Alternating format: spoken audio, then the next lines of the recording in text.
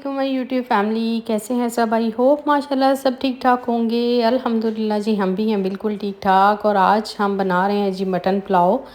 और बड़ी जल्दी जल्दी से मैंने ये थोड़ा सा व्लॉग बनाया था।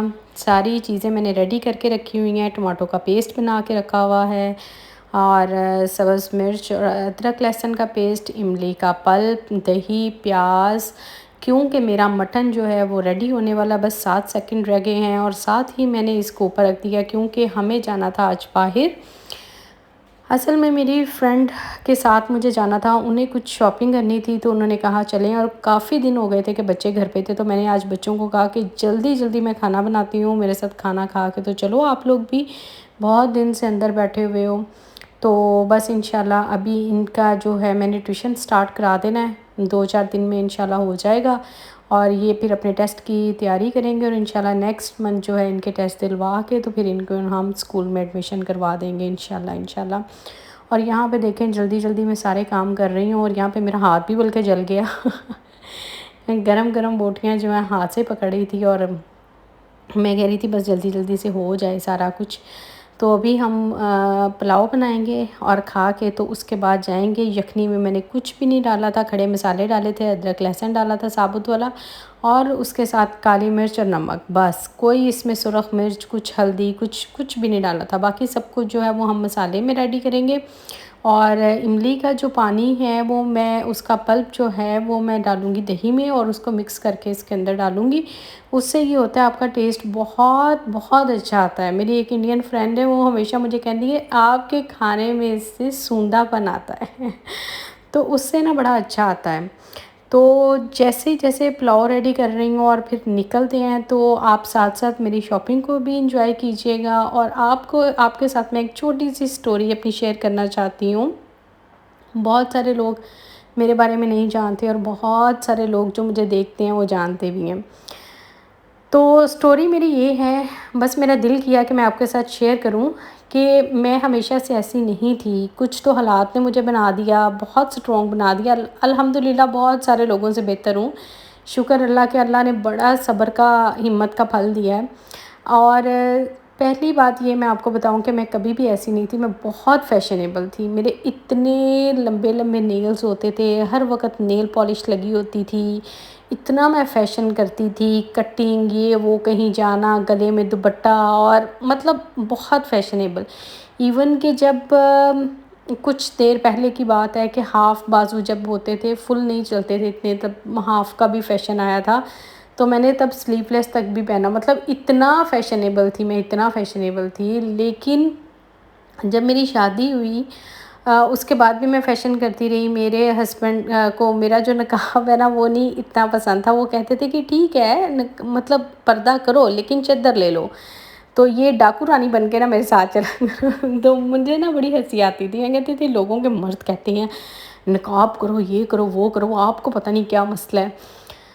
तो एक दिन हमारे फ्रेंड्स, हम सब फ्रेंड्स थी, और हमारा खाना था एक रेस्टोरेंट में, हम लोग बैठे हुए बातें कर रहे थे। और मेरा फ्रेंड सर्कल बहुत अच्छा था। ये शादी के बाद की बात बता रही हूँ आपको। वहाँ पे बैठे हुए हम बात ये कर रहे थे चुगली पे, गीबत पे, माफ़ करने पे, लोगों पे, कि लोगों के साथ कितना भी कर लो। लेकिन मतलब एक मेरी बहुत बहुत बहुत अच्छी फ्रेंड थी, और अल्लाह ताला उसे ज़िंदगी दे। और मतलब वो उसने मुझे ये कहा, मैंने उसे कहा इतना तो करते हैं लोगों के साथ, लोगों को फिर भी अच्छा नहीं, मतलब वो रिस्पॉन्स नहीं ऐसे करते। उसने कहा रिस्पॉन्स की फ़िक्र ही ना करो तुम, रिस्पॉन्स तुम्हें अल्लाह ने देना है, तुम लोगों से रिस्पॉन्स क्यों मांगती हो। मतलब इस तरह से उसने बहुत अच्छी दलीलों से मुझे समझाया। और उसने कहा कि बस अपना दिल साफ़ रखो, और देखो फिर तुम्हारी नीयत साफ़ होगी, तुम्हारा दिल साफ़ होगा तो ख़ुद लोग तुम्हारे पास आएंगे। और तुम ये अपने बात जहन से निकाल दो कि तुम करोगी तो लोग भी तुम्हारा करेंगे। साथ साथ आपने मेरी शॉपिंग को भी इंजॉय करना है, बस देखना है कि हम क्या क्या ले रहे हैं तो वहाँ से मैंने उस दिन जब मैं उस रेस्टोरेंट से उठी, तो मैंने अपने आप से एक वादा किया कि जब मैं अल्लाह के घर जाऊँगी तो मैं हिजाब शुरू कर लूँगी, और उसके बाद मैं कभी नहीं उतारूँगी। और मैं जब उठी तो मैंने उसे बताया कि हमारा यहाँ आज जो हम बैठे हुए थे, हमारा टॉपिक था उस पे, मतलब मेरे मेरे दिल में ये बात आई है।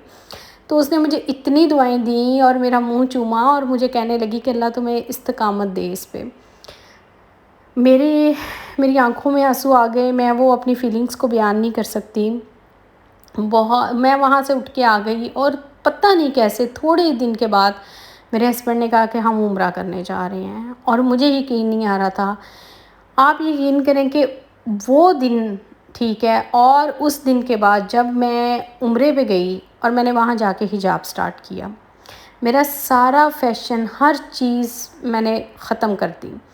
अच्छा, फिर ये होता था कि मैंने वहाँ से हिजाब स्टार्ट किया, मैंने अपना हिजाब ऐसे स्टार्ट किया कि मैंने दोबारा नहीं उतारा। फिर मैंने ओरिफ्लेम कंपनी को जॉइन किया। मैं मीटिंग्स में जाती थी, मैं नेशनल टॉप 15 लीडर रही, मैं बहुत ऊपर की लीडर, मतलब ऊपर तक गई लेवल तक, और मैंने बड़ी अर्निंग की। लेकिन इतने मर्द, इतना सब कुछ था, लेकिन मैंने वहाँ पे भी अपना स्टेज पे भी जाके मैंने अपना हिजाब नहीं उतारा।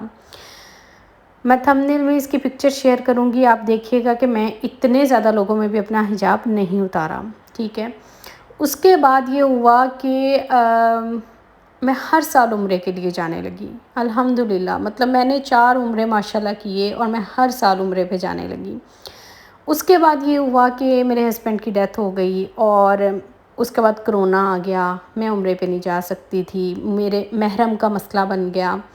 मैं इतना तड़पती हूँ अभी उम्रे पे जाने के लिए, इतना इतना इतना दिल करता है, मैं आप लोगों को बता नहीं सकती। आप प्लीज़ सब मेरे लिए दुआ कीजिएगा कि मैं लाज़मी उम्रे पे जाऊँ, मेरा बहुत दिल करता है। मैंने अपनी अम्मी को उम्रा करवाया, मैंने अपने बच्चों को उम्रा करवाया। हाँ, मैंने हज नहीं अभी किया, बट मैंने 4-5 माशाल्लाह उम्रे किए। उसके बाद हुआ ये कि जब मेरे हस्बैंड की डेथ हुई तो बहुत ज़्यादा, मतलब मुझे ऐसे डिप्रेशन में हुआ ये था कि मैं जब नकाब करती थी तो मेरा साँस रुकता था। वो इतना मेडिसिन का असर था या क्या था मुझे नहीं पता। मुझे मुझे एकदम से यूँ लगता था कि मेरा साँस बंद हो जाएगा।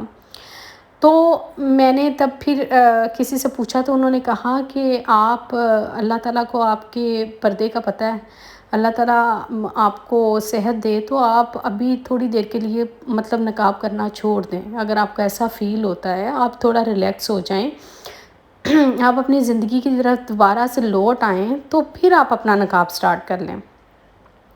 वहाँ पे मैंने कुछ देर के लिए अपना निकाब उतारा, और वो बहुत बहुत मजबूरी में। मैंने शायद 2 महीने या 1 महीना कह लें कि मैंने हिजाब नहीं किया बाहर जाते वक़्त। फिर उसके बाद ये हुआ कि मुझे ये लगता था कि मुझे सब लोग देख रहे हैं। मेरा फ़ेस बहुत ज़्यादा नंगा है, या मैं क्या, मतलब मेरी फ़ीलिंग्स ऐसी होती थी, मुझे लगता था कि सब मुझे ही देख रहे हैं। बस ना मुझे कोई खा ही जाएँगे या ऐसे हो जाएगा। एक अजीब-सा डर, खौफ़ ना दिमाग में बैठ गया था। लेकिन जब मैं हिजाब करती थी ना, तो मुझे कुछ भी, मतलब मुझे ऐसे लगता था मैं बहुत सेफ़ हूँ, मैं बहुत ज़्यादा सेफ़ हूँ। तो इसलिए जो है फिर मैंने दोबारा से हिजाब स्टार्ट कर दिया। मैंने कहा रुकता है साँस तो रुके, लेकिन मैं हिजाब नहीं उतारूँगी। फिर वैसे ही मास्क आ गए, तो मास्क में ये होता था कि थोड़ा-सा नाक के पास से मैं नीचे कर लेती थी, तो उससे भी बहुत ज़्यादा मतलब कंट्रोल हो जाता था। तो फिर ये एक मतलब मिल गई फैसिलिटी मुझे, समझ लें इसको या कुछ भी कह लें। कोरोना के दिनों की बात है ये। उसके बाद फिर मैंने हिजाब नहीं उतारा, बस वो जब मैंने 1 डेढ़ 2 महीने उतारा, और उसके बाद फिर मैंने नहीं उतारा। अब जब मैं दुबई आ गई हूँ, यहाँ पे बहुत फ़ैशनेबल लोग हैं, यहाँ की दुनिया ही कुछ और है। यहाँ पे क्लब्स हैं, नाइट्स, सब कुछ, मतलब खुलेआम सरेआम फ़िलिपिनोज़ घूमती हैं, सब कुछ हो रहा होता है। आप यकीन करें तब भी देख के दिल नहीं करता कि बंदा इतना, मतलब इस फ़ैशन में जाए और ये सब कुछ करे। मैंने यहाँ पे आके ये मेरे में चेंजिंग आई कि मैं शलवार कमीज़ हम लोग पाकिस्तान में पहनते थे, तो मैंने यहाँ पे लॉन्ग ड्रेसेस पहनने शुरू कर दिए मैक्सी स्टाइल में, और फुल बाजू। उसमें होता ये है कि जैसे मैंने शेयरिंग पे अपार्टमेंट दिया हुआ है, तो ज़ाहिर है हर रूम में, मतलब हस्बैंड वाइफ रह रहे हैं या बहन भाई रह रहे हैं, तो मर्द तो आते हैं ना। तो हम लोग मतलब रिस्ट्रिक्शन तो नहीं लगा सकते ना कि हम सिर्फ लेडीज़ को ही देंगे। तो अब मैंने फुल लॉन्ग मैक्सी स्टाइल पहनना स्टार्ट कर दिया। शलवार कमीज़ में जुमे वाले दिन नमाज़ पढ़ने के लिए लाज़मी पहनती हूँ। कभी कभी मतलब दूसरा ड्रेस ही पहन लेती हूँ, लेकिन कभी वो भी पहन लेती हूँ। उसमें ये होता है कि आप ऊपर से लेके मतलब पाँव तक कवर होते हैं, और बिल्कुल मैं इतने ढीले कपड़े पहनती हूँ, इतने कि आपका ना मतलब फ़िगर का पता ही ना चले कि आप क्या हो क्या नहीं हो। इतने खुले लूज़ स्टाइल में जो है वो मैं कपड़े पहन रही होती हूँ। और मैंने हमेशा जब मैं किचन में काम कर रही होती हूँ तो शायद आप लोगों ने भी नोट किया हो, मैंने हमेशा हिजाब की मतलब सर पे लिया हुआ होता है। कब नकाब तो नहीं मैं कह सकती कि मैं करती हूँ, मैं ये करती हूँ डोर हम लोग बंद कर लेते हैं। बाहर से कोई भी गुज़र रहा है, जा रहा आ रहा है तो वो मतलब उससे हमें कोई प्रॉब्लम नहीं है। किचन का डोर बंद किया और आराम सुकून से अपना काम किया। असल में वैसे तो होता यही है कि सुबह के गए सब लोग शाम को वापस आते हैं, तो उसमें भी पूरा दिन हम जैसे मर्ज़ी रहें, कुकिंग करें, बाहर आएँ, अंदर जाएँ, उसमें भी कोई प्रॉब्लम नहीं होती। हर चीज़ का हल निकल आता है। अगर आप कोई एक रास्ता चुनते हैं, आप उस पे जाते हैं, आप ये कहते हैं कि हमें ये करना है, तो अल्लाह ताला आपके लिए खुद रास्ते बना देता है। हम लोगों ने ना अपनी ज़िंदगियों को खुद बहुत मुश्किल कर लिया हुआ है। हमें ये लगता है कि इस्लाम बहुत मुश्किल है, लेकिन ऐसा है नहीं है। बहुत आसान है, पर्दा करना बहुत आसान है। तो ये मेरी एक छोटी-सी स्टोरी थी जो मैंने आपके साथ शेयर करनी थी कि मैंने हिजाब कैसे स्टार्ट किया और अल्हम्दुलिल्लाह मेरे लिए दुआ कीजिएगा उम्रे की, अल्लाह ताला इस्तकामत दे। तो ये था मेरा आज का व्लॉग। मिलते हैं इंशाल्लाह कल नेक्स्ट व्लॉग में, तब तक के लिए दुआओं में याद रखिएगा। अल्लाह हाफ़िज़।